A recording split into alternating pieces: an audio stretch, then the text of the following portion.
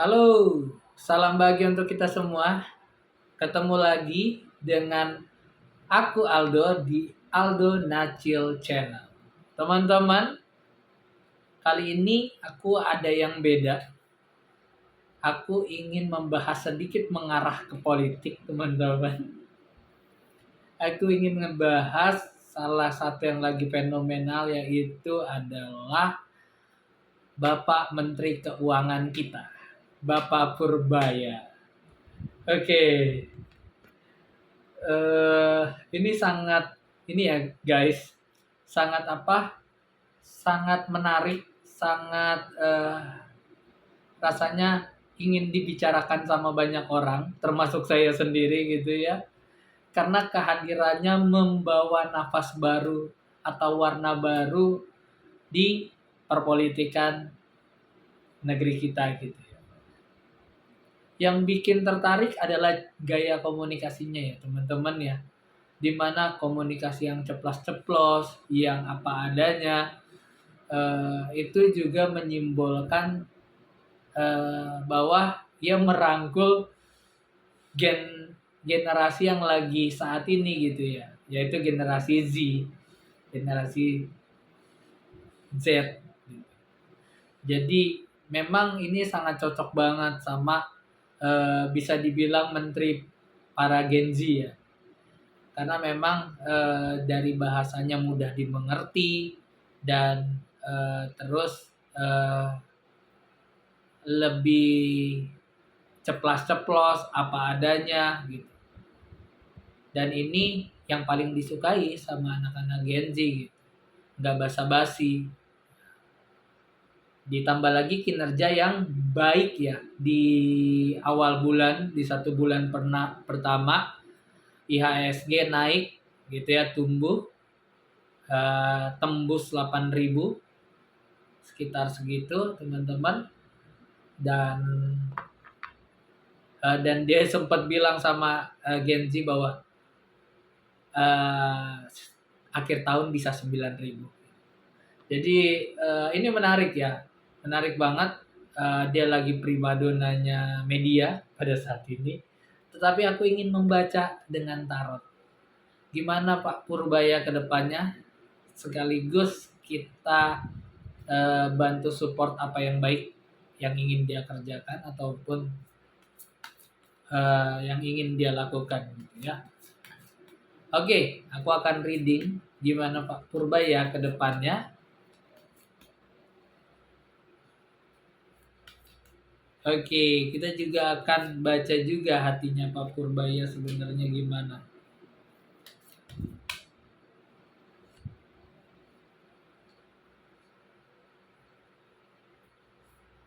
Oke. Kita tarik beberapa kartu dulu ya guys. Oke. Oke. Pak Purbaya pada saat ini aku ngelihat memang mungkin ya akan di bulan Oktober akhir ini sampai Desember mungkin itu udah masuk ke akhir tahun. Biasanya masuk ke Scorpio Season itu banyak ketegangan-ketegangan ya. Baik mungkin di dalam pekerjaannya Pak Purbaya juga mengalami itu ketegangan, ada konflik ataupun apa, apalagi Pak Purbaya punya karakter yang main tabrak semua tanpa neko-neko, siapapun dia main tabrak gitu ya. Dan kartu ini membaca memang aku ngelihat ada satu sisi sifat yang tulus dari sisi Pak Purbaya. Pak Purbaya ini mempunyai hati yang tulus dalam mengabdikan diri kepada negara. Tetapi Pak Purbaya itu butuh orang. Dia nggak bisa sendiri gitu ya. Dia nggak bisa kerja sendiri. Pak Purbaya butuh untuk kerjasama ataupun butuh untuk melakukan pendekatan sama orang-orang yang dia percaya. Cuma memang kalau dibaca karakternya Pak Purbaya itu nggak mudah gampang percaya sama orang dengan dia dengan gaya komunikasinya seperti itu ya, gitu. Tapi aku ngelihatnya di sini memang orang ini orang baik ya. Ya butuh kalau misalnya dia memang menabrak semuanya, ada yang bilang Purbaya versus everybody gitu. Rakyat harus berada bersama Pak Purbaya ataupun berada menjaga Pak Purbaya. Jangan sampai eh, orang-orang baik yang kinerjanya juga baik itu tersingkirkan teman-teman. Itu tersingkirkan lagi.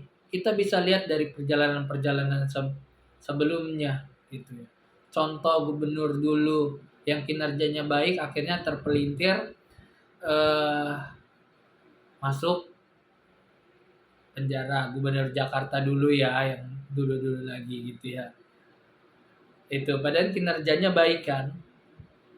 Terus pelatih sepak bola yang kinerjanya bisa yang disenangi sama masyarakat juga gitu ya, tersingkir lagi gitu ya. Kita belajar dari hal-hal itu gitu ya. Dan yang aku tekankan, Pak Purbaya ini cuma manusia biasa loh, yang nggak luput dari rasa salah loh, yang nggak luput dari kesalahan, kehilapan, apalagi dengan cara ngomongnya yang apa adanya, yang to the point, yang judgement kadang-kadang. Nah, tapi tetap Pak Purbaya cuma manusia biasa yang nggak luput dari kesalahan.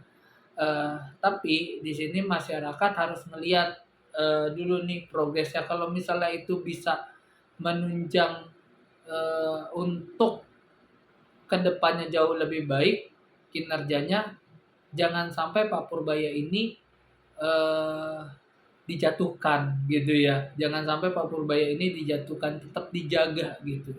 Ya, ya. Kan kadang-kadang orang ada aja mencari-cari kesalahan gitu ya. Nah, itu sih aku benar-benar terdorong untuk ngebahas ini karena kalau dilihat dari sisinya Pak Purbaya sendiri, ini ada ketulusan untuk mengabdi, ada ketulusan untuk menjalankan tugasnya, dan ini memang bidangnya dia. Jadi itu ya, dari sisi Pak Purbayanya sendiri juga diminta untuk tetap hati-hati, roda terus berputar gitu ya.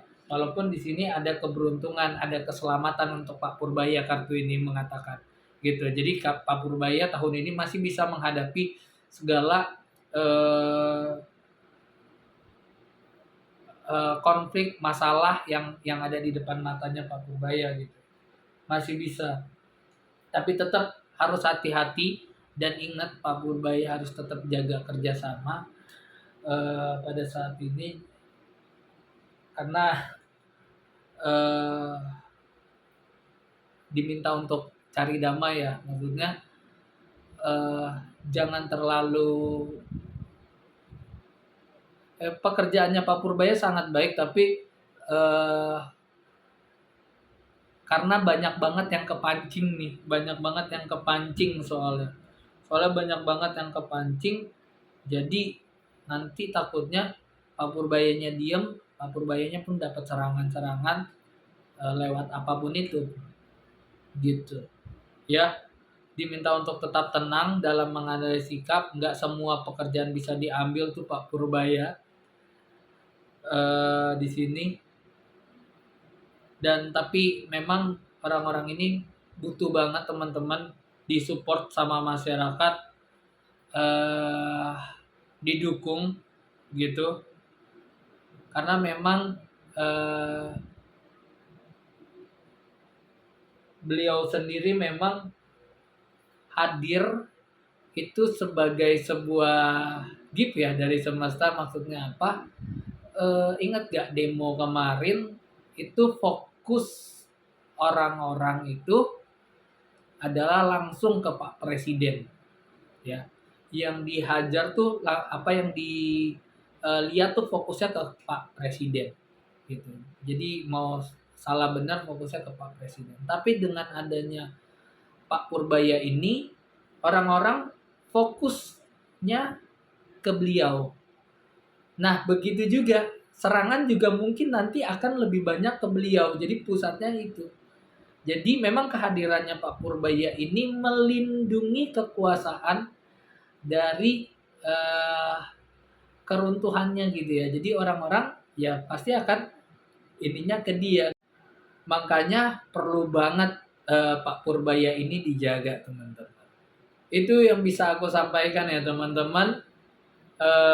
Dalam kartu ini ya, eh, tentang Pak Menteri Keuangan yang baru.